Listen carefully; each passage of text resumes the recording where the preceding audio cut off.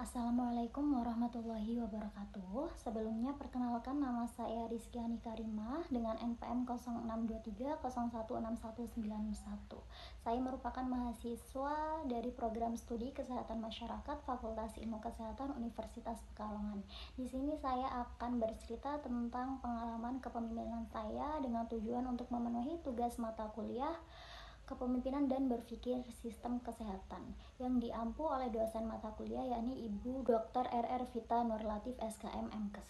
Untuk itu langsung saja kita ke inti dari mata kuliah Kepemimpinan dan Berpikir Sistem Kesehatan ini. Kita bahas dulu tentang kepemimpinan. Sebenarnya kepemimpinan itu bukan cuma tentang bagaimana kita mengatur seseorang, tapi sebelum memimpin orang, hendaknya kita bisa memimpin diri kita sendiri, mengatur antara keselarasan omongan kita, perkataan kita dengan perbuatan kita, apa yang kita lakukan.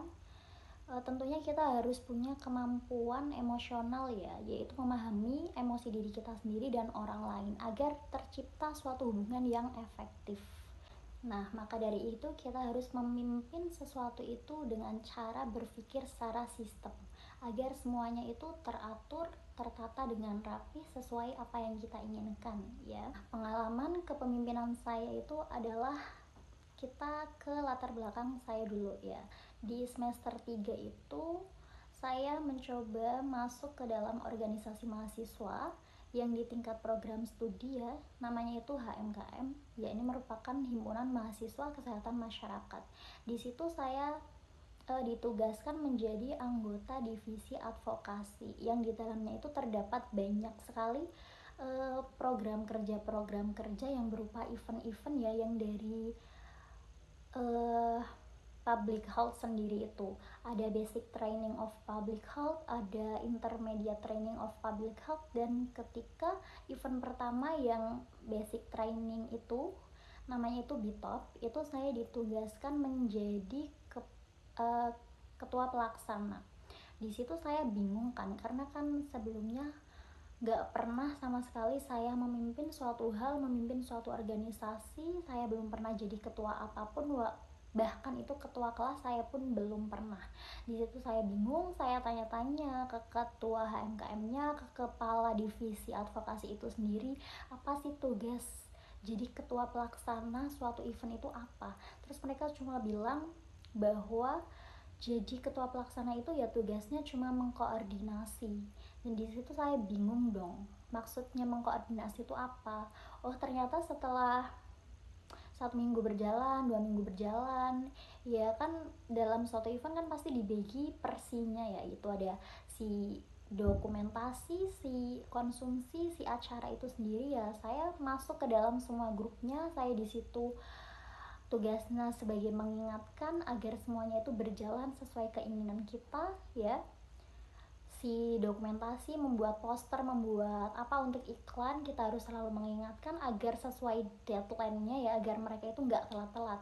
Apalagi si konsumsi, antara mereka harus cari snack-snack untuk makan siang ya, untuk kita makan, mereka kan harus menyiapkan itu lebih dulu agar apa namanya, kan harus booking dulu kan, dan itu kita harus selalu mengingatkan apakah sudah terbooking ataukah ada kendala ataukah ada apa. Jadi intinya memimpin itu bukan cuma tentang bagaimana kita mengatur ya, tapi bagaimana kita bisa mengkombinasikan semua tim itu bisa berjalan sesuai dengan arahan kita, sesuai dengan tujuan kita, agar ya efektif dan gak ada kendala.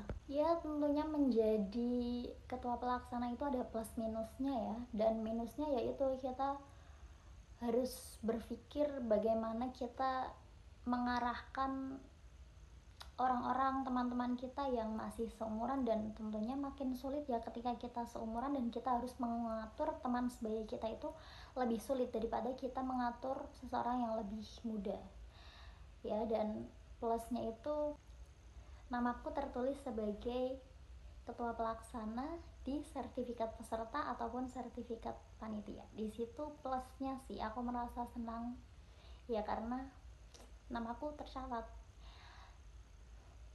Dan selanjutnya untuk yang kedua kalinya, ini di semester 5 ini aku mencoba mendaftarkan diri untuk masuk ke organisasi di tingkat fakultasnya, Fakultas Ilmu Kesehatan itu.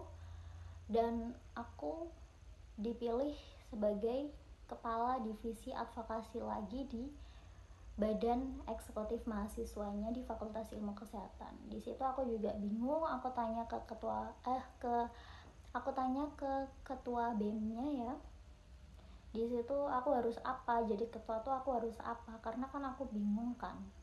Terus ya aku disuruh melihat kepemimpinan periode yang dulu itu ada proker-proker apa saja, dan aku harus melihat itu. Dan ini baru awal sih, aku belum memimpin apa-apa, jadi ya itu nanti mari kita lihat ya apakah ada sesuatu yang mencengangkan atau sesuatu yang seru di kepemimpinan periode ini. Jadi itu ke pengalaman dari kepemimpinan saya ya, dan motivasinya itu adalah ya sebenarnya kepemimpinan itu bukan cuma sebuah gelar ataupun jabatan, tapi bagaimana dampak dan teladan yang kita lakukan itu saat tidak dilihat orang lain. Bagaimana orang lain itu bisa melihat kita sebagai seorang leader, sebagai seorang pemimpin ya, agar perilaku kita itu bisa dicontoh. Jadi bukan cuma mengatur ini itu coba dilaksanakan, itu bukan cuma seperti itu, tapi kita harus ya mengerti emosional rekan-rekan kita, menyadarinya ya. Dan tentunya dulu saya juga berpikir ya bahwa memimpin itu adalah tentang siapa yang memberikan perintah paling keras. Namun dengan saya jadi pemimpin, akhirnya saya bisa belajar bahwa suara yang didengar itu bukan suara siapa yang paling keras, melainkan dari tindakan yang konsisten dan telinga yang mau mendengarkan kita. Karena pada akhirnya itu kepemimpinan adalah manusia, bukan angka.